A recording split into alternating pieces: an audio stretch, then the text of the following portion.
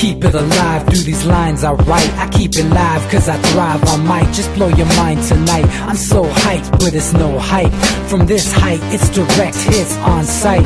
I'm your type, lend me your ears to show you that there's something in me. I'm not giving up, I'm standing right here, holding these days hostage. And I'll make this my year. We turning fear into love, and the love's in the air. I love doing this cause nothing compares. Nothing can share that same type of feeling when you feeling them flares. They can't catch it, it's havoc. I rip to a tear, switch the scenario. My stereos, I leave them impaired. Variables start to change and they're all in my range. I just gotta grab it, it's all mathematics. Every step is drastic, I make it fantastic. I'm trying to take your breath away.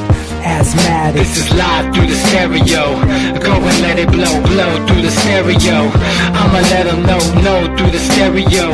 Yo, here we go through the stereo, stereo. This is live through the stereo. Go and let it blow, blow through the stereo. I'ma let them know through the stereo. Yo, here we go through the stereo, stereo.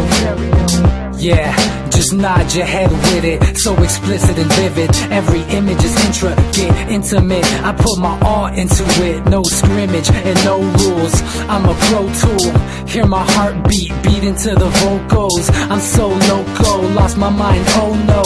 It's ponderoso, dope, so no overdose, cause it's dope, yo. Man, this is house grown, mixed with some milestones. So I let the style flow down like the Dow Jones, bringing it with some foul tones, letting the crowd know we getting loud, so it's eardrum rudiments. Yeah, we bring it rude again. Move, little hooligan. Music for tuning in, full time to the 10. I'm on my clock like I told you. I'm doing this for dreams we pursuing.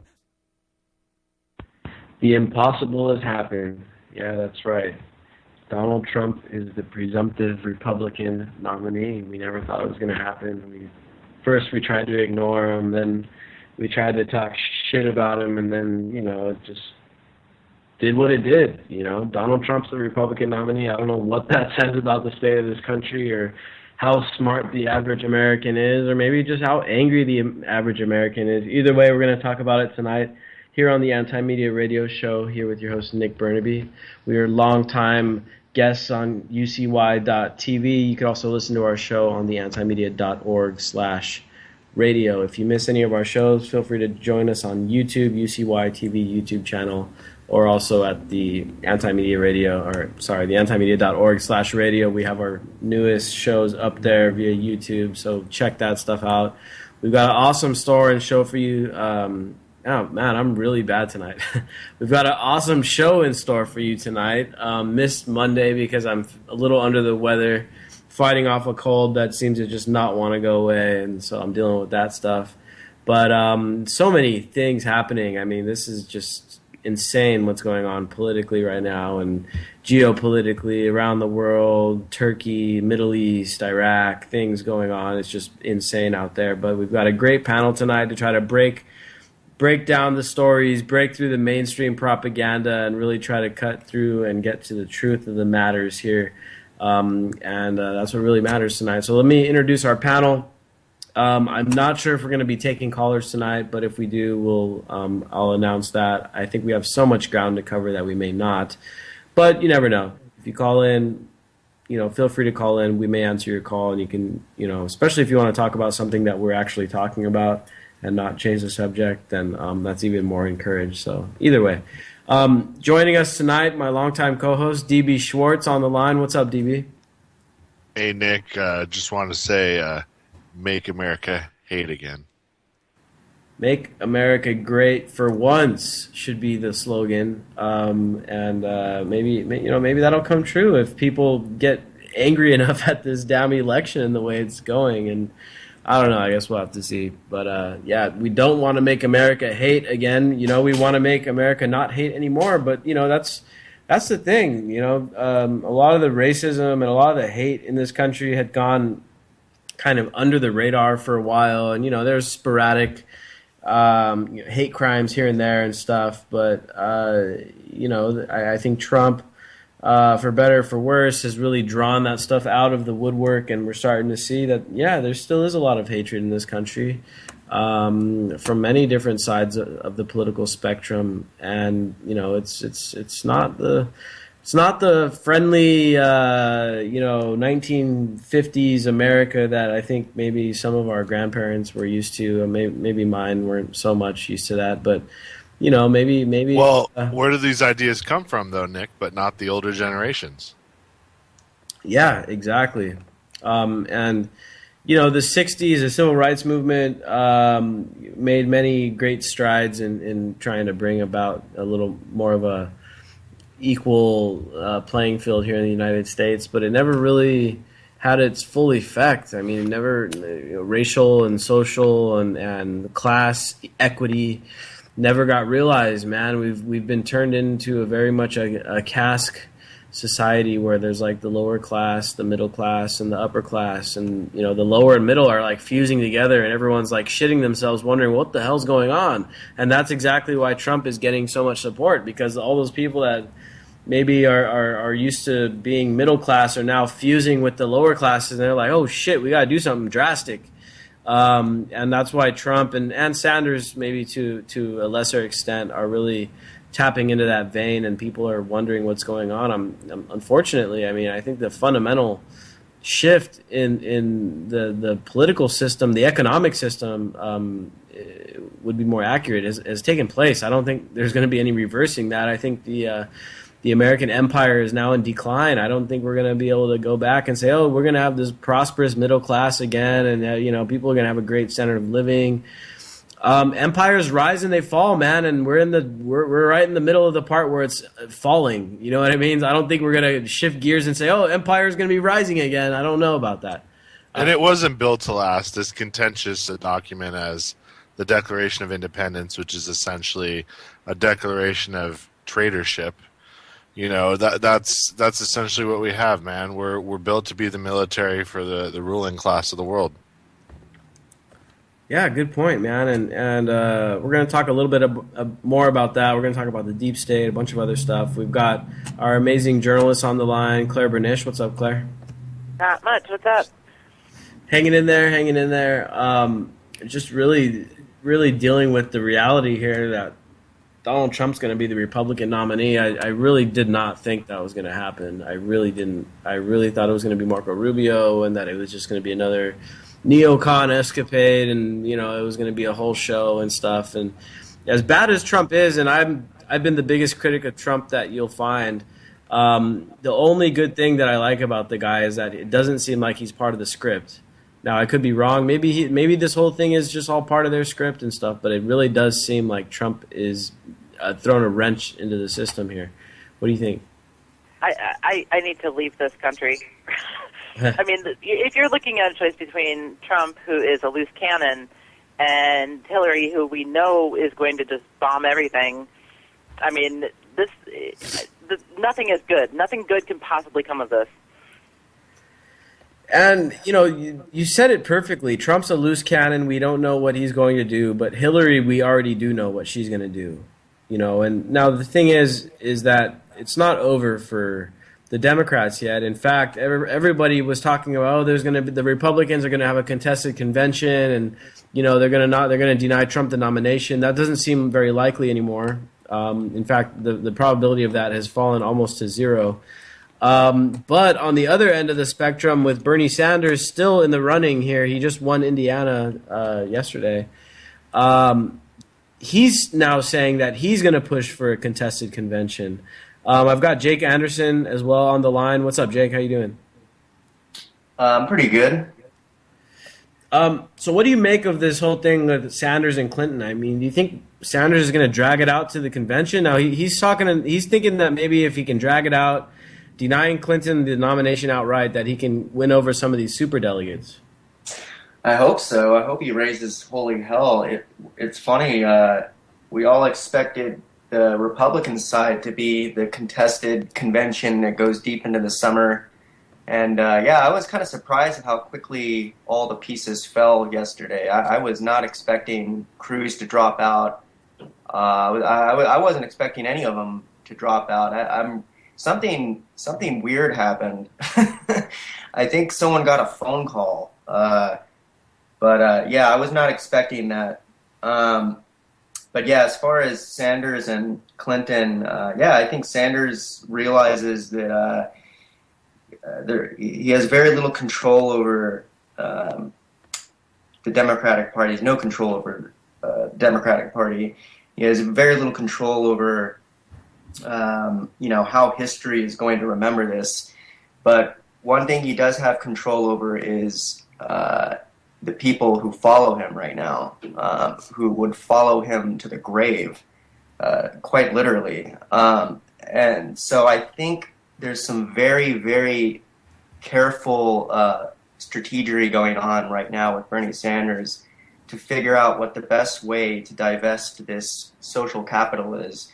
And it'll be very interesting to see how it goes down, because this is a once-in-a-generation moment he has here with the world listening to see what he's going to do. Yeah, man, and we've got an article from you kind of on this whole topic that we're kind of holding on to for a strategic time. That's going to be, I think, huge when it comes out. So keep an eye out on that. We got some. I want to cover this election stuff. There's so much ground to cover here tonight. First, I want to go back to Claire, who wrote an awesome article today on Hillary Clinton. And again, I mean, it's not a huge surprise that Hillary Clinton is caught lying or anything. But we have her over here being confronted by some coal miners. Claire, tell us a little bit about this article, and then I'm going to play a little bit of the clip. Well, she first came out a while back, I think it was March, and said that she's trying to come out as pro-environmentalist, and basically said she was going to destroy all the coal mining jobs, put coal miners out of business. And she kind of backtracked on that and later apologized for saying it, but the damage was done. And then she was kind of at a meeting in West Virginia with some residents and coal miners, and they called her out on that and really put the pressure on. And you can just watch her in the video. She's kind of squirming like, wow. People need to be calling her out more and more often on all these lies and her flip-flops and everything else. She has no clear position, and this is a perfect example of that. I got the clip here. I'm going to play a little bit of it. I'm going to just play the comments she made at the town hall, because the other part of the clip, it's really hard to hear it, and it's not going to come out good on the radio. But let's just play this one clip. I'm the only candidate which has a policy about how to bring economic opportunity using clean, renewable energy as the key into coal country, because we're going to put a lot of coal miners and coal companies out of business. Right, Tim? And her face right there when she says, right, Tim? She's like looking for confirmation. It's crazy. No, wait, we're going to bring jobs there. Wait. Wait. We're going to campaign on destroying jobs. That just is not a very good campaign strategy, I don't think. But you're already one of the poorest states. We're not going to do jack for you. You guys. Well, she came back later and kind of tried to say that she was going to give them jobs in renewable energy and stuff like that. But saying something like the way that she said that kind of discredits these generations after generations of coal miners who have really worked hard in that state. And it really belittles everything that they have done, instead of like kind of acknowledging that maybe they could also work hard in another industry. She just kind of like, it was really condescending. Yeah, it was. Why can't they be retrained for solar? Well, that's kind of what she wants to do, but that's not the way she said it. Yeah, it's not the way it came out at all. And so this coal miner went on to confront her, and she totally changed her tune. And it's just one of those things where she'll pretty much say whatever audience she's in front of, she'll say what they want to hear, and then she'll change it up later on, or pretend that it was taken out of context, or act like, I don't know. I don't know. I guess in that way, she's very much like Trump.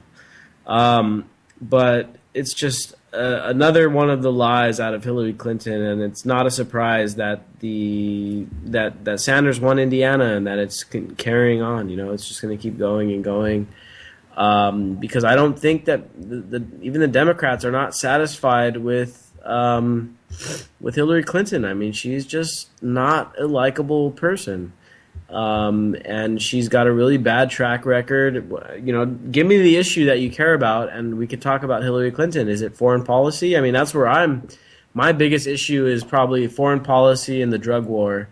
And Clinton is really bad track record on both. I mean, on foreign policy, she's pretty much supported every foreign intervention and military coup and war that she's been able to voice her opinion on.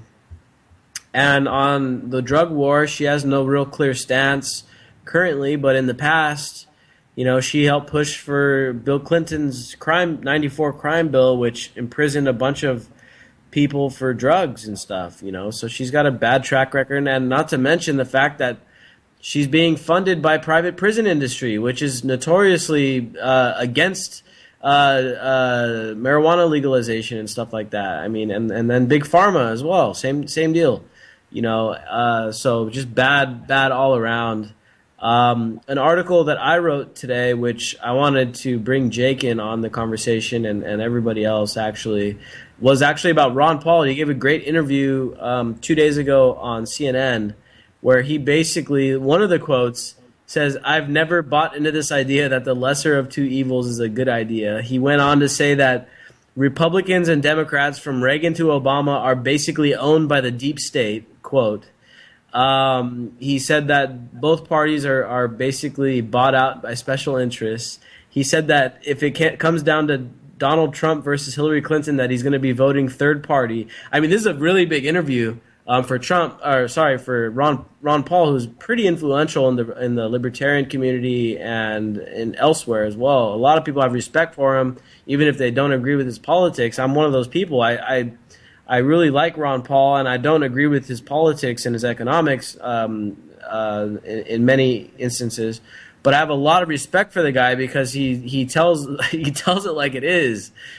He's exactly what Donald Trump claims to be. Everyone's like, "Oh, Donald Trump just speaks the truth," and tells us, "No, Donald Trump doesn't speak the truth. Donald Trump is misleading people. Donald Trump is distracting people with immigration and Muslims and stuff. Those aren't our underlying issues." And Ron Paul basically slammed all this whole two-party system, and he slammed the election system, calling it rigged. He has gone after the he literally said the presidential election is entertainment fabricated by the mainstream media, which is also pretty true. But mainly he slammed both of these parties as being just overly militaristic.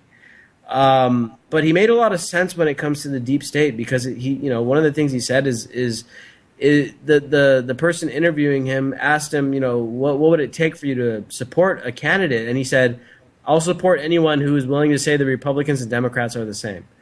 And that they're both basically just owned by the deep state. And Jake, you wrote a really awesome in-depth article on the deep state and basically why, and because of the deep state, and, people call it a bunch of different things. It's also, people used to call it the New World Order. People would call it the Illuminati. People call it all these other things. I mean, basically the deep state is like, who's really in control, who's really wielding most of the power and calling the shots. And so, Ron Paul basically said, it doesn't matter if it's Obama or Reagan, a Republican or a Democrat, the deep state's going to call the shots regardless. Jake, what do you think about this? Yeah, I mean, I think he's probably right. I mean, a lot of research and people have come out recently from inside the Washington framework, talking about how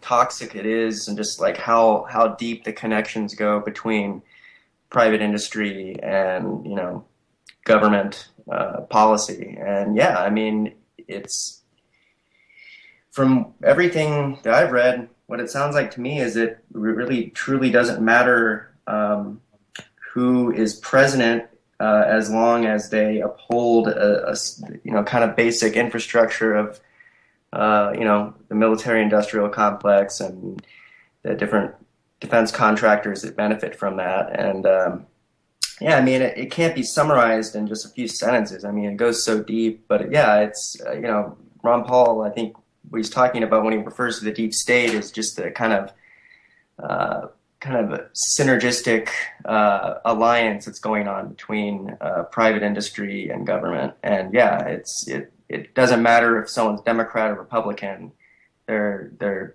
playing with the same house cards. Well said, man. Yeah, and that's the problem, dude. That is the problem. Is that it doesn't matter who's getting elected, really. These guys, whether they're actually anti-establishment or not, they're going to have to fall into this system that's already set up. That it's kind of run by these other interests that are at play here. And anyone that really challenges that system. In a large part, Bernie Sanders kind of embodies that. He gets marginalized by the media, he gets marginalized by the pundits, all the other politicians, and then even like the superdelegates and stuff. They marginalize anybody that's willing to try to at least in any way stand up to that system. And Trump, for everything that he is and everything that he's not. He's up against the Republican Party and stuff. I haven't really heard Trump, challenge the deep state much. I mean, he called out the Iraq war based on lies and a few things here and there, but he wants more surveillance. He wants, a bigger military. He wants, more militarized police. I mean, Trump, he may be supposedly against the mainstream media and against the Republican Party, but by all measures, I mean, he's a deep statist, right? Trump wants to own the deep state. He wants in on it. He wants skin in the game. Yeah, dude. I mean, Trump is not the guy that's going to come in and really fix things in this country. He's not. He's gonna put a brand name on the CIA and put public stocks on them. He's going to put the CIA in a Trump Tower, and then he's going to say, "Oh, that's how we're going to fix it. We're going to save money by giving renting it to me." It's a mess. It's a mess. Privatize CIA, privatize DARPA, privatize NASA. Just make them all instruments of war, and just unleash all the nuclear weapons and just see what happens. You could put rockets under Trump Tower and fly it up to the moon. Right. Once he gets NASA and stuff. Oh, man. Crazy week in politics. Ted Cruz dropped out. Kasich dropped out this morning. I saw this hilarious GIF where Ted Cruz accidentally punched his wife and then elbowed his wife in the face. One of my buddies shared the meme. He's like, "Breaking news, Zodiac killer punches wife." It was just so funny, man. It was hilarious. But, it's also kind of sad that our U.S. politics have stooped to this really ridiculous level where people joke about one of our presidential candidates being the Zodiac killer. And then, what was it? I think it was on Maury. There was some doppelganger on Maury that looked like Ted Cruz's woman. And I mean, it's gotten so ridiculous. I mean, this election is laughable, man. The guy winning right now is a billionaire reality TV star, and then Clinton is like a dynasty with so much baggage and so much criminal behavior. It's just outrageous. I mean, it just makes the whole thing seem illegitimate. And maybe that's what we need. Maybe we need more people to find out that this whole electoral process is illegitimate. There was a great headline today on Truth Out. It was election 2016. Let's drop acid and have a presidential race. I mean, that really does kind of sum it up. This election is going to be, I think, the first true battle of hackers. Both sides are going to be attempting to steal the election electronically, and it really is going to be who is able to hire the best hacker who can cover their tracks the best. We know what's going on. It's been going on in every election since 2000, maybe before, and it's naive to think that people with that kind of power aren't going to be utilizing hackers to try and steal this election. So this will be the first election truly and totally a hacker war. That's all it is. So another interesting little caveat here is that I read today that I think it was the Libertarian Party doubled its new amount of new people signing up for the party. So the prospect of Trump versus Clinton is shifting people away from the two-party system, just like Ron Paul was saying in his interview a couple days ago. It's very true, and people are really getting tired of the two parties. And another thing that's going on is that now, according to a Reuters poll, 51% of people in the United States now think that the electoral process is rigged. And going back to what Jake was saying, whether it's electronic rigging or rigging via superdelegates or just having these really arcane rules that are in place for these candidates to manipulate, people are just fed up with this electoral process. Now, the thing that we have to wonder about is whether anyone's going to actually do something about it, or people are just going to sit back and whatever and just let Trump do his thing or let Hillary Clinton do her thing. I wrote this article the other day that I spent a lot of time on. Unfortunately, didn't go as viral as I had hoped.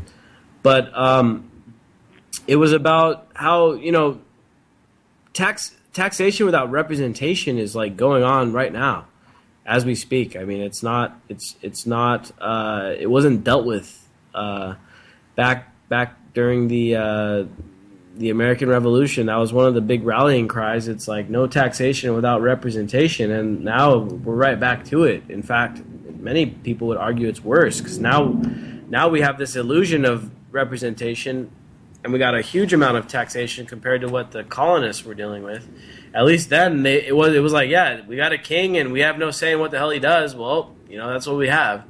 And the taxes were lower back then, actually. Now it's like people actually think that the system is representing them. At least they did. Now we got 51% of the people saying, okay, yeah, we think it's rigged now.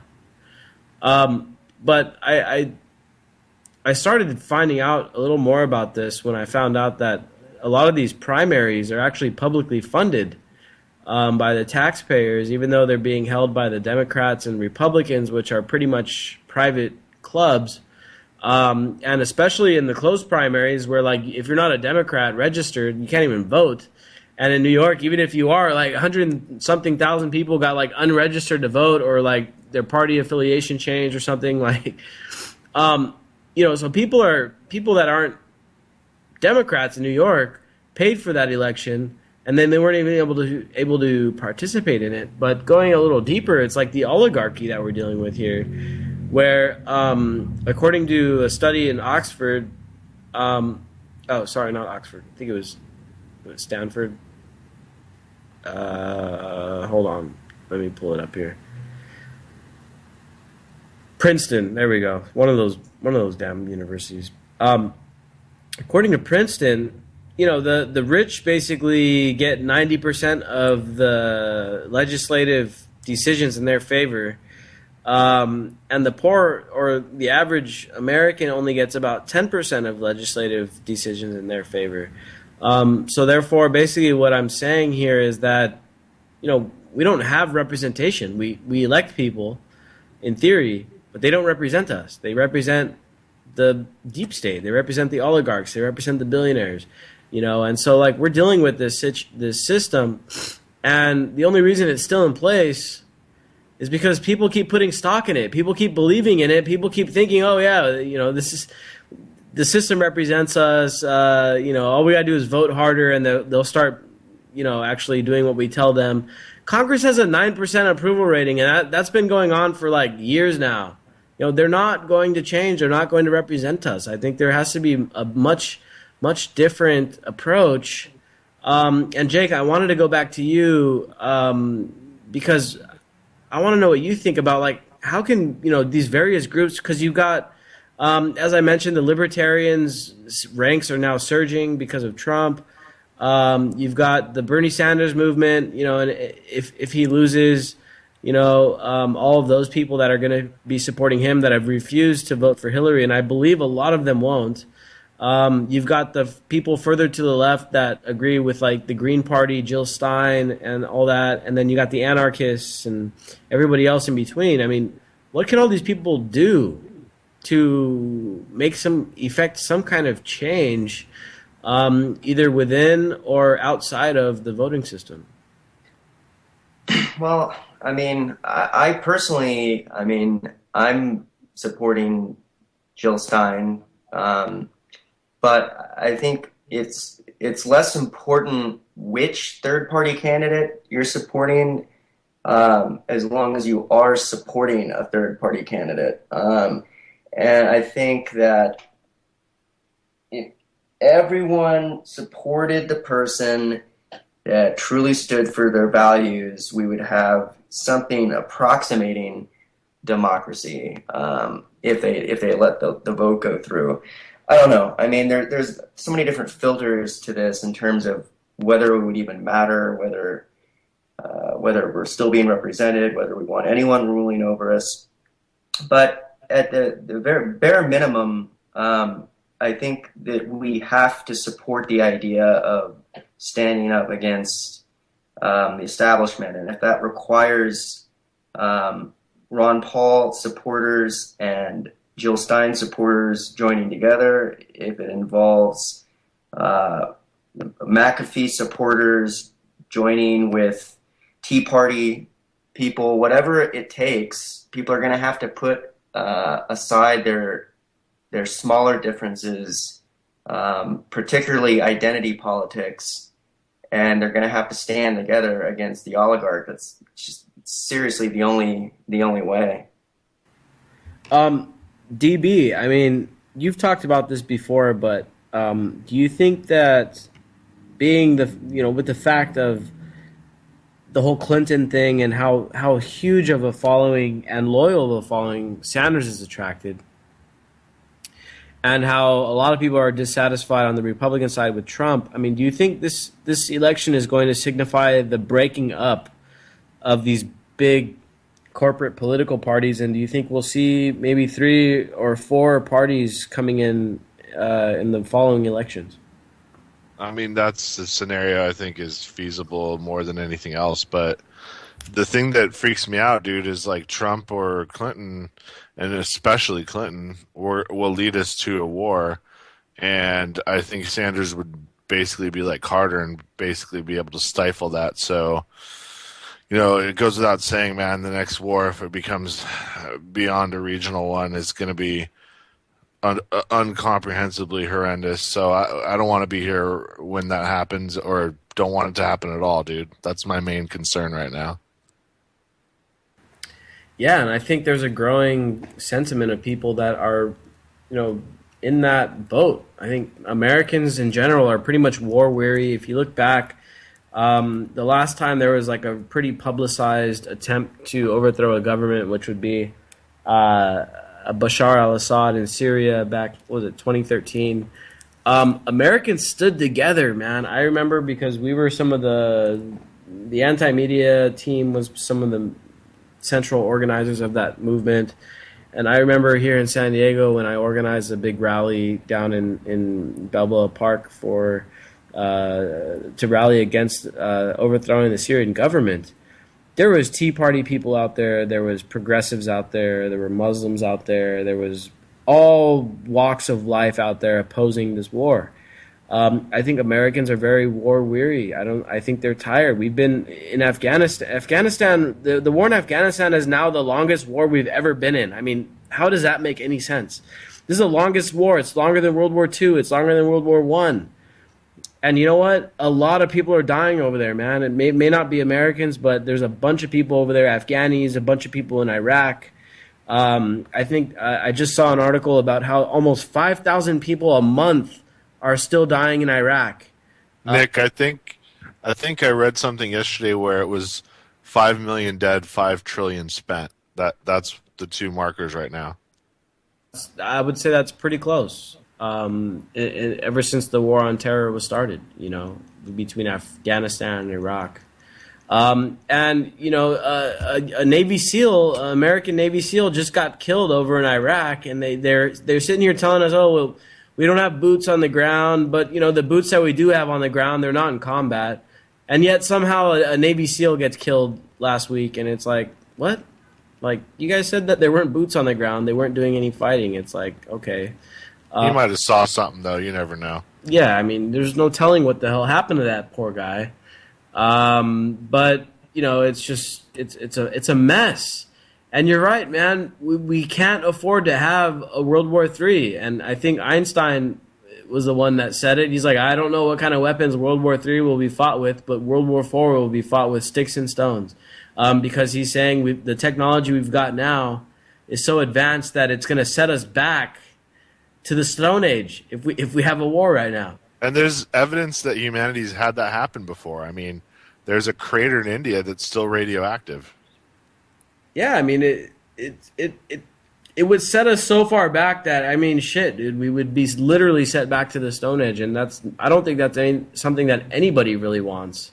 But it's the hubris of these asshole politicians and these power brokers and these oligarchs that are greedy as hell that have almost always led us into these big wars and stuff. And so, it's about time, now that we've got the internet and we've got this connectivity and we've got the knowledge and the information at our hand, it's time to put a stop to this shit, man. And I think the American people are tired of wars. They may be distracted more than any other country in the world. They may be divided and conquered more than anyone, but I think a lot of people can agree they don't want World War III. And that should be the rallying cry of anybody that's trying to get outside of this Trump-Clinton paradigm is like, let's not have World War III. Maybe we can use that to unite people together. I don't know. Well, they just signed into law that women can be drafted. I mean, do we have to make something as pandering as don't send your daughters to die or something stupid like that to wake people up? Something, man. And you know what? I mean, that itself is pretty troubling. And I forgot to add that to our notes, but that's also something we covered on the Anti-Media a couple of days ago. In fact, it was an opinion piece by Ron Paul that we syndicated.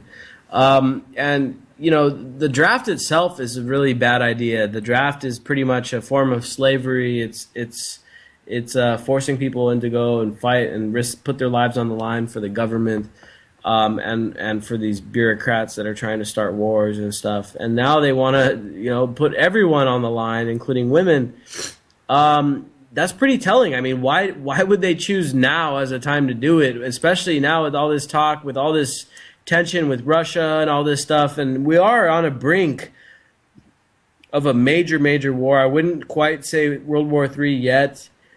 But, I mean, who's to say we're not already in World War III? We've already got conflicts going on in like a dozen countries. We've got military bases in 100 countries. We've got 1,000 military installations around the world. I mean, the U.S. is already engaged in a worldwide empire. It's only a matter of time before all of those places that we're colonizing start rebelling against us at once, and then we start calling it a world war. But do we really want to draft everybody up and go have them fight? This is very, very troubling. It's very troubling. Claire, I want to ask you about it. Since you probably didn't have to register for the draft. I remember when I was 18 and I received that letter in the mail, and I was like, wait, what is this? And it's like the language and the way they say it, it's so nice. It's, oh, you must register for the Selective Service, and if you don't, you could be thrown in jail, and I didn't really know what it was, and then later on I was like, oh shit, that was the draft that I was having to sign up for right there, and they threatened me under penalty if I didn't do it. What do you think about this, Claire, as far as the women having to sign up for the draft now? All right. I think... Just to be perfectly clear, it's not fully signed into law yet. It was just passed through the committee in the House, I believe, but there's a really good chance it's going to become law really soon. I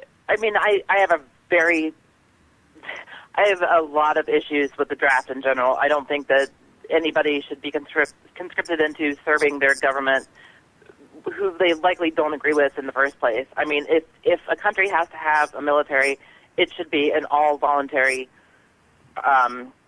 it should all be voluntary. I mean, I cannot imagine forcing people to do anything that against their will like this, particularly when it involves likely killing other people. I mean, that's just absolutely absurd.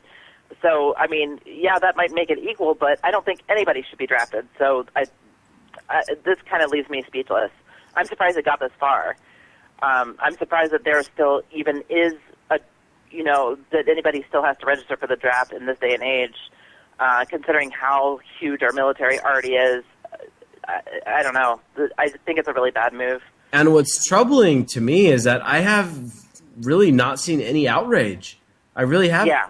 And I see a lot of dudes out there saying, "Oh, well, you guys wanted equality. Well, here it is," And it's like, really, that's your answer to this? It's like, if we want equality, how about we all equally don't have to be enslaved by the government to go fight and die for bankers' wars and shit like that? I mean, that's what you should be saying. There can be devastating social consequences when women go to war, because who's replenishing the population of men that inevitably, perish in these conflicts? Nobody. Actually, the people that are, historically have been, responsible for that die themselves with this new draft law. So, I mean, this becomes genocidal all over the world, kind of. Not good. Not good. And as I said, I haven't seen very many people angry about it or upset about it, and that's a bad thing. I guess the reality of it is that since we don't have a draft going like right now, and like since people aren't being drafted at this moment, no one really, it's not really set in. It's like, oh yeah, if but come on, we haven't had a draft since Vietnam. That's never going to happen again.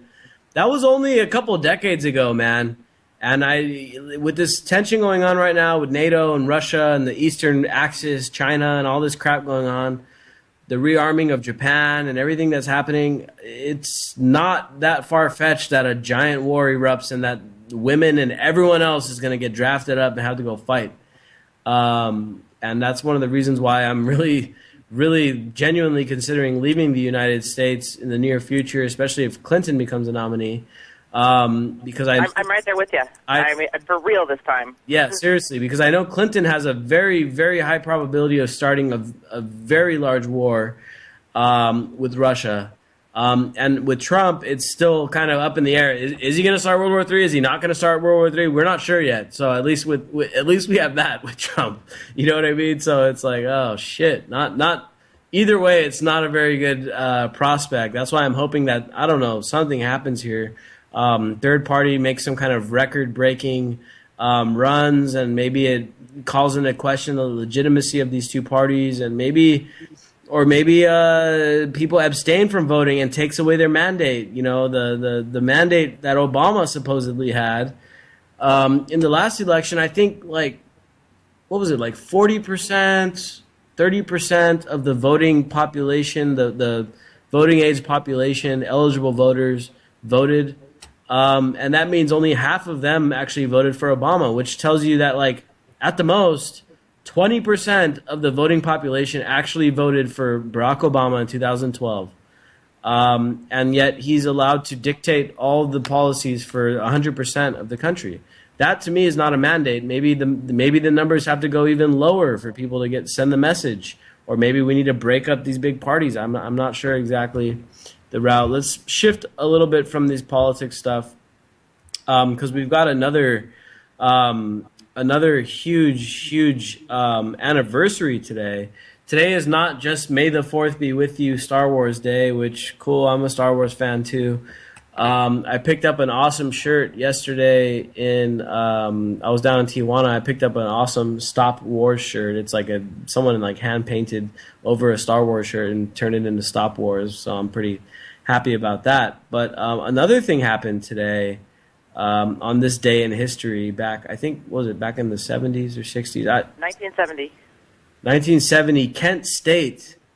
I don't know the exact details. Claire, I was going to ask you to fill us in a little bit.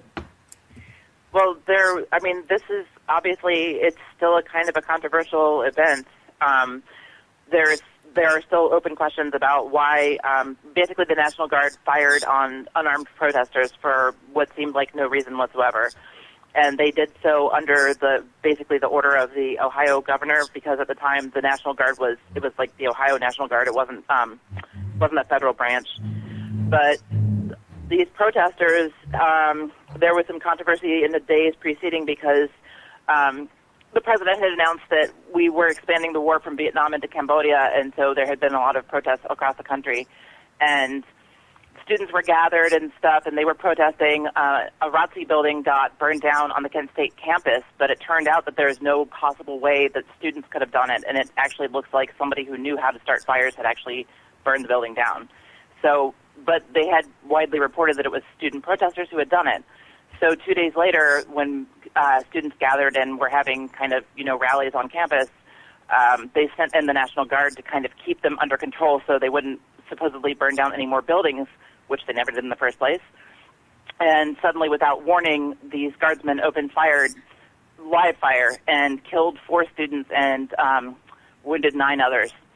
And it's that song from Crosby, Stills, Nash & Young that was, Ohio, 4 dead in Ohio. That's what that comes from and stuff. I mean, this is, for people who don't think that the government will do anything to protesters or won't get violent with their own people, they just need to really look to this event. And there was another shooting like it not long afterwards. It's really worth remembering. This was the moment in history where people said this was when war came home.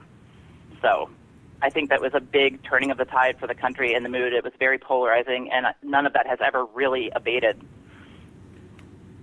Well, I mean, we saw it manifest itself in Ferguson, right? I mean, according to many, many accounts, and of course, if you watch in the mainstream media, you're going to say, oh, those thugs did this and they burned their own community. But if you look at the reports from the ground, you'll find out that really it was the cops that triggered the riots with their heavy-handed tactics. And, the cops have had this reputation now, and the same thing happened in Baltimore, and many of the riots that have gone on were triggered by just heavy-handed policing and stuff, and that's pretty much what went on in Kent State. It was just an overreaction, and Well, it's a bigger issue because it's really the quashing of dissent. I think that the 60s kind of brought the realization to the government that people in large numbers really can affect change, and if they're not doing the kind of, if all of these people don't want the wars that the government is providing for them to, if they don't like that paradigm, they need to quash all of the dissent so that they can still conduct their wars. And that's obviously still going on to this day. That's why we have militarized police that quash dissent. That's why police get away with killing people kind of, whenever they want to, pretty much. It still goes on, obviously, but we're so used to it now, and it's so ingrained, like, in our conscience. I don't think people are really aware of the kind of the larger picture of it's a matter of dissent. It's not a matter of all these individual cases. It's like a very big picture. Yeah, and they ramped up the technology too, because back in the 60s, 70s, they had a lot of like psyops and stuff like that to try to divide and conquer these protest groups, and it worked. In many ways. I mean, they tried to do it against Martin Luther King. It didn't work so well with him. That's one of the reasons why he probably got assassinated. But they did it with the Black Panthers, and it worked on them.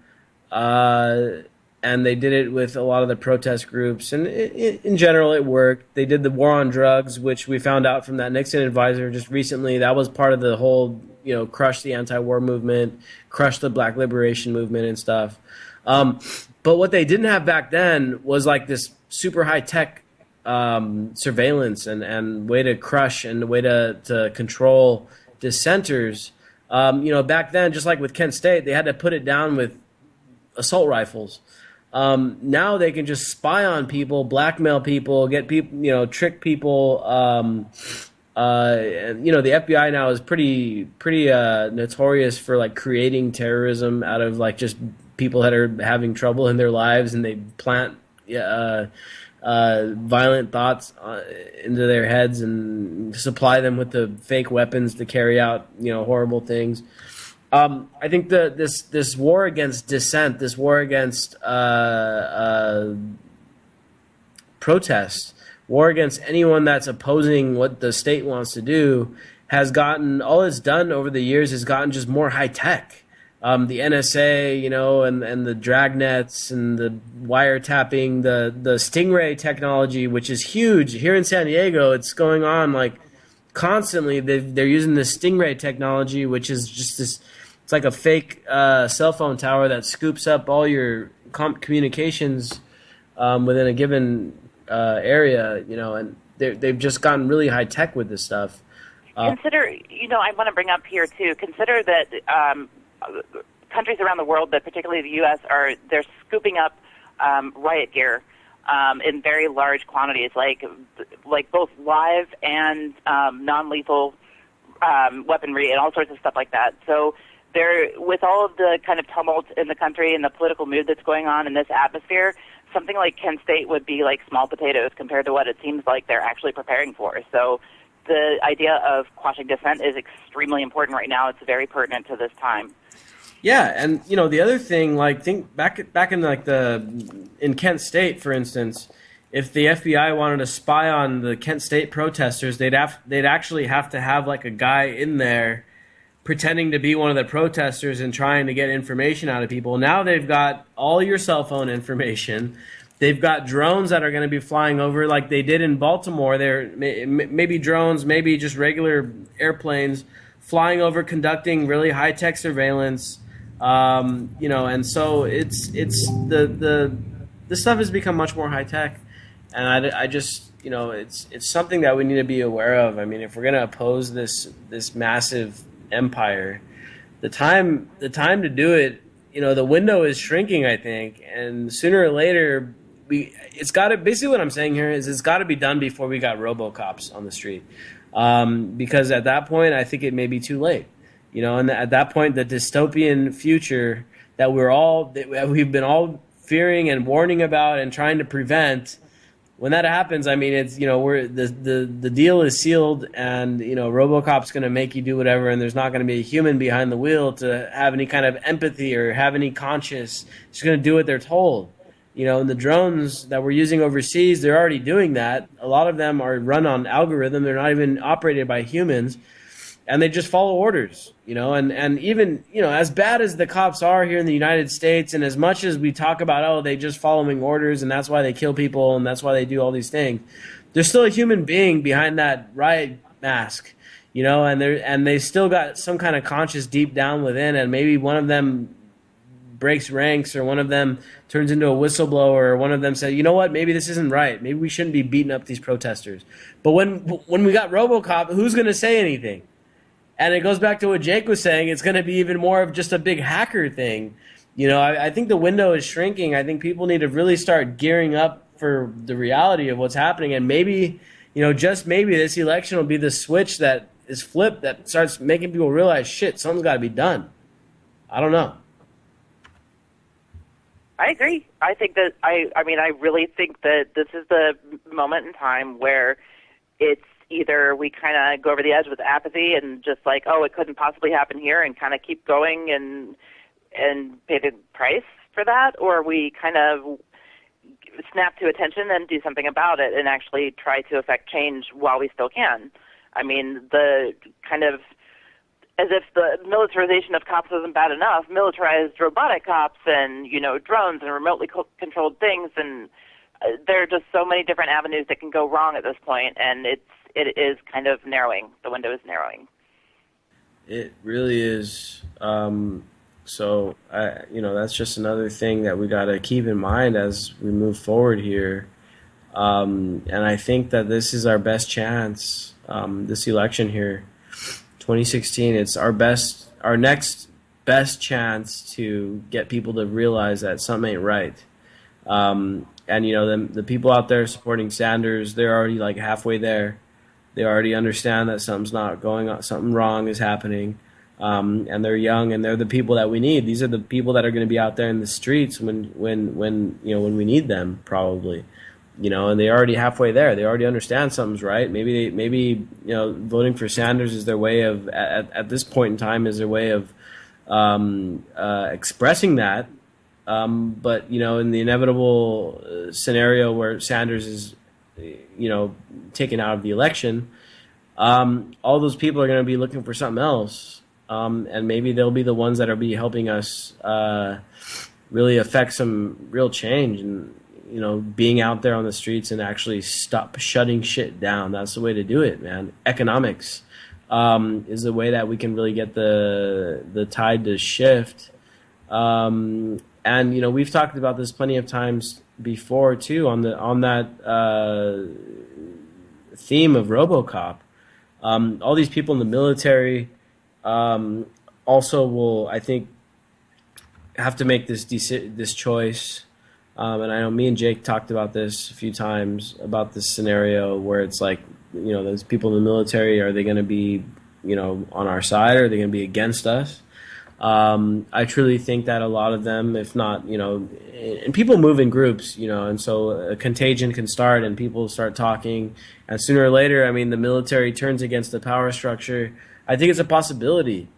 But, as much as I don't like to talk about revolutions and stuff, because I just, revolutions have been, to say the least, they've had a mixed track record in the past. Time is coming short.